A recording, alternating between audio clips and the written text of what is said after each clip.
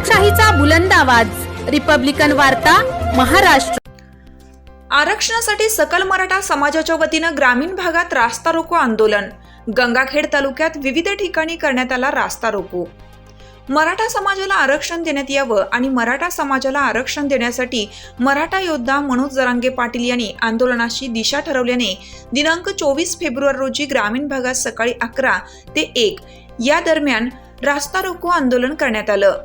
गंगाखेड तालुक्यातील खळी फाटा, इसाद, वडगाव स्टेशन येथे हारुंगुळ, पडेगाव, डोंगरगाव, वाळके, पोखर्णी आणि वडगाव स्टेशन येथील सकल मराठा समाज बांधव एकत्रित येऊन परळी रोडवर रास्ता रोको आंदोलन केलं।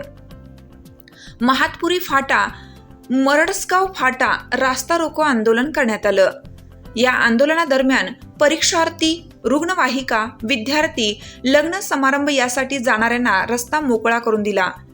या रस्ता रोको आंदोलनात परीक्षार्थींना जाण्यासाठी तसेच रुग्णाला आणि लग्न समारंभासाठी जाणाऱ्यांना मुभा देण्यात आली होती।